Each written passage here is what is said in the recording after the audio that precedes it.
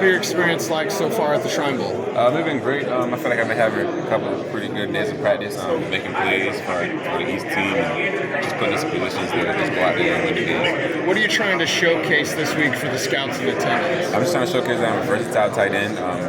Anywhere they put me, they have me at fullback and stuff like that, and receivers, tight end everywhere. So I just want to show that I'm versatile, being able to just make plays both in the pass game and in the run blocking game. What's the key to being a great blocker, especially at the tight end position? The key to being a great blocker is just having better technique and better hand placement. You got to want to do it. You got to love it. So I want to do it. I want to love it. I just been trying to work on my technique and get better hand placement for blocking. In your experience, how many guys don't love it? Because blocking is the dirty work. A lot of guys don't love it, especially like receivers and stuff like that. They don't like doing the dirty work, but I take pride in stuff like that. You take pride in your hands as well out there making plays as a receiver this week. That looks pretty good. Yes, sir. Definitely. That's what I do. I make plays, and coming out here showing that I can make plays in front of scouts is just really a blessing. Jugs machine, like what work goes into the hands and mainly concentration. When you're watching on film and here in person, like where's that concentration come from? Yeah, so back at Auburn, I caught 200 balls a day before and after practice. So just doing that, just really worked on my hand-eye coordination, catching tennis balls, just throwing balls up the wall, just keep working on hand-eye coordination. Also here, I got on the Monarch with the guys over there that I know that they had the Monarch at Auburn. So that's really it. Just the more you catch to the tuck and look it in. That's just the key to the success of catching the ball. And the tight end position has developed over the years. Who are some of the players you watched growing up? Like, hey, I kind of want to do what he does. I'd probably say like an Evan Ingram type tight end. John Smith, he went to FIU with me. That's my guy. Vernon Davis was here yesterday. Probably a little bit of him too. He's a pretty good player. But just a tight end that you could just really just put anywhere in the receiver. Probably Darren Waller too. That's probably who I say I really emphasize my game after. Have you met with the Broncos? Yeah, I met with the Broncos.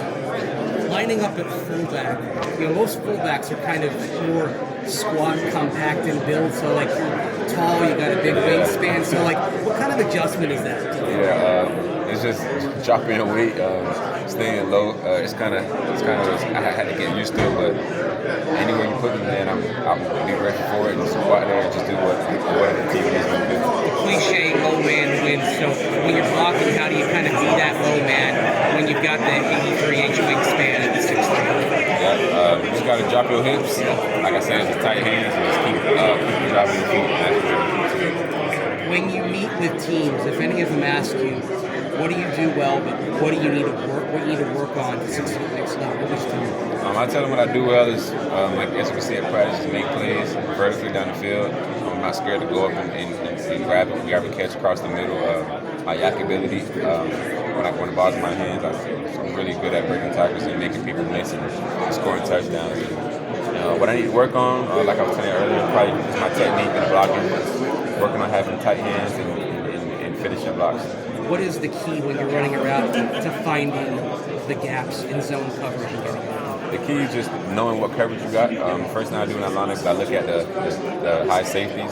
If it's one high, the middle closed or middle open, that'll tell you all you need. If it's one high, there's not a lot of coverage you can play. Probably cover three men, or if they're rolling the safeties down. But just me watching film and just preparing for the games, and I kind of pick up on a lot of defensive tendencies they have. Everybody talks about the physical grind of playing in the NFL, but it feels like the mental grind kind of goes unnoticed. What has been your biggest takeaway from these past few days in preparing for the mental grind of playing in the NFL? Yeah, for the mental part of it, you really just got to lock in for real, just stay focused, and block out all the outside noise, and just focus on the task that's ahead of you, and just be grateful for the position you're in. And we all, this is a moment where the spotlight's kind of on you per se. Let's go ahead and flip the spotlight. Who are the people that helped you get here to this moment in your life? The people that helped me get here is probably my family, my mom, just her, all the work she put in, just working 2 jobs and providing for me. Just her work ethic that she had that really brought it over to me. And just my brothers and just all my family members that supported me and helped me get to this position now. What's the most impactful football lesson you picked up in your college years? The most impactful football lesson is probably facing adversity. A lot of times the whole week you plan on something, you plan on doing this, the whole season you plan on having 1,000 yards, this and that, but But when you face adversity, you just gotta look back and just review over stuff you can do better. And when adversity strikes, you just gotta just flip it. It's over with.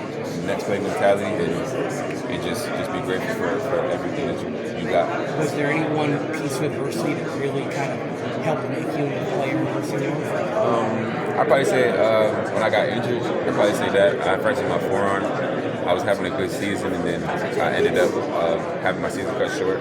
Missed like the last 3 games. But when I went through that, that really took a toll on me. I had to learn how to face adversity and get in rehab, just trying get back to the player who I am, and get closer to God and just trusting His timing, because it's all on His timing and not ours.